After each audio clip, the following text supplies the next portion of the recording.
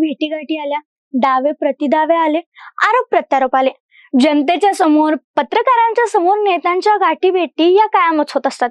पण काही वर्ष निघून गेली की मग नंतर नेते त्यांच्या राजकारणानुसार गौप्यस्फोट करतात की अमुक नेता तमुक नेत्याला गुप्तपणे भेटला होता, मोदी पंतप्रधान होण्याआधी शरद पवार त्यांना दिल्लीत भेटले होते, पहाटेचा शपथविधी हा शरद पवारांच्या सांगण्यावरूनच भाजपने केला होता, शिंदे फडणवीस मध्यरात्री गुपचूप भेटतात. या सगळ्या दंतकथा आख्यायिका आता राजकारणात कायम सुरू असतात. महाराष्ट्रातल्या विधानसभा निवडणुकीच्या तोंडावर अशीच एक दंतकथा समोर येते. अमित शहा आणि संजय राऊत भेटलेत आणि देवेंद्र फडणवीस उद्धव ठाकरेंना भेटायला एकटेच मातोश्रीवर गेले होते. महाराष्ट्राच्या राजकारणात खरंच असं काही घडतंय का?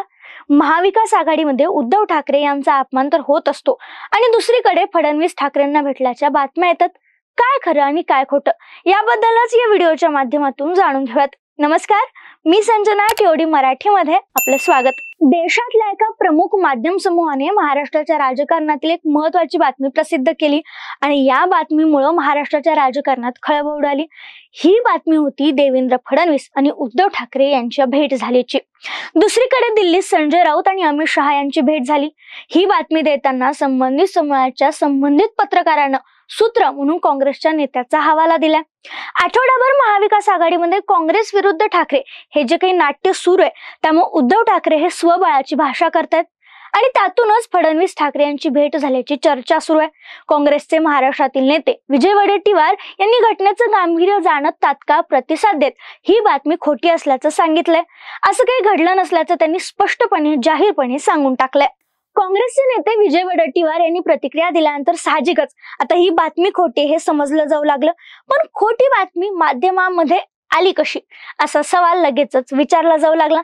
समाज माध्यमांवर विविध पत्रकारांनी जे काही दावे केले त्यानुसार अर्थातच ही खोटी बातमी पेरल्याचं खापर हे भाजपवर फुटलं. काँग्रेस आणि शिवसेना यांच्यामध्ये फूट पडावी यासाठी भाजपानं ही बातमी पेरली असा आरोप त्यांच्यावर होऊ लागलाय. 2014ला शिवसेना आणि भाजपमध्ये फूट पडावी म्हणून भाजपला बाहेरून पाठिंबा देण्याची अशीच एक खेळी शरद पवार यांनी खेळली होती. पण भाजपानं ही बातमी पेरली असेल असं काही क्षण आपण जरी खरं मानलं तर ही बातमी का पेरली हा देखील प्रश्न या निमित्तानं समोर येतो. महाराष्ट्राच्या राजकारणात भाजप आणि शिवसेना हे नैसर्गिक मित्र म्हणून ओळखले जातात. हिंदुत्व या दोन्ही पक्षाचा गाभ आहे. त्यामुळे जेव्हा या पक्षाची युती होते तेव्हा मतदारांना भाजप किंवा शिवसेना या दोन्ही पक्षांना त्यांच्या त्यांच्या मतदारसंघामध्ये मतदान करायला काहीही अडचण येत नव्हती. त्यामुळे ठाकरे जर सध्याच्या परिस्थितीत भाजप बरोबर येत असतील तर त्यामध्ये भाजपचाच फायदा आहे. कारण ठाकरेंना हाताशी धरून कुठंतरी एकनाथ शिंदे यांचा उधळलेला वारू हा ताब्यात ठेवण्याचा भाजपचा प्रयत्न असू शकतो.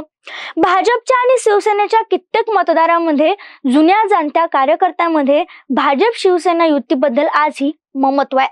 अनेक हिंदुत्ववादी संघटना, संस्था या भाजप शिवसेना युती फुटल्यामुळे हळहळ व्यक्त करतात. गेल्या काही दिवसात मनोज जरांगे पाटील यांचं आंदोलन असेल किंवा शरद पवार आणि एकनाथ शिंदे यांच्या झालेल्या गाठीभेटी, जागा वाटपामध्ये शिंदे यांचा 100+ जागांचा आग्रह या सगळ्यामुळे भाजपच्या गोटात अस्वस्थता. अजित पवारांना स्वतः सोबत घेऊन भाजपनं आधी शिंदेना पर्याय उभा केला. त्यातच जर शिंदेनी उद्या भाजपचं नाही ऐकलं तर ठाकरेंच्या रूपाने पर्याय उभा केला जाऊ शकतो असा संदेश कदाचित भाजपला द्यायचा असावा. पण सगळ्या मुद्द्यानंतर सगळ्यात महत्वाचा प्रश्न येतो तो म्हणजे ही बातमी पेरण्याची संधी दिली कोणी? खर तर महाविकास आघाडीमध्ये जे काही मानापमान नाट्य सुरू आहे त्यातूनच ही संधी मिळाली असं म्हणायला काही हरकत नाहीये. विदर्भाच्या 12 जागांवरून काँग्रेस आणि ठाकरे यांच्यामध्ये प्रचंड वाद झालाय. लोकसभेला ठाकरे यांनी काँग्रेससाठी जागा सोडल्या होत्या. आता ठाकरेंची मागणी आहे की आमच्यासाठी काँग्रेसनं जागा सोडवाव्यात. पटोले यांचा पूर्व विदर्भ हा बालेकिल्ला आहे, त्यामुळे ते शिवसेनेसाठी जागा सोडायला तयार नाहीत आणि इथूनच वादाची ठिणगी पडली. काँग्रेसचे प्रभारी चेनिथल्ला हे मातोश्रीवरती उद्धव ठाकरे यांना भेटण्यासाठी येऊन गेलेत.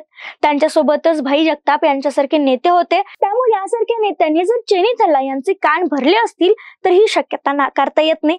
पण ही चर्चा यशस्वी ठरली नाही आणि आता ताजी बातमी येऊपर्यंत नाना पटोले यांना महाविकास आघाडीच्या जागा वाटपांच्या चर्चामधून हटवण्यात आले आणि त्याऐवजी बाळासाहेब थोरात हे काँग्रेसचे जुने जाणते संयमी नेते वाटपाचा गाडा हाकणार आहेत. आता पुढची काही वर्ष ठाकरे आणि फडणवीस यांच्या गाठीपिटी झाल्या की नाही या सगळ्या गोष्टी गुलदस्त्यात राहणार आहेत. कदाचित 2019 सारखं यावेळेस म्हणजेच 2024ला निवडणुकांच्या निकालानंतर वेगळंच काही चित्र बघायला मिळालं तर आश्चर्य मात्र नक्कीच वाटायला नको.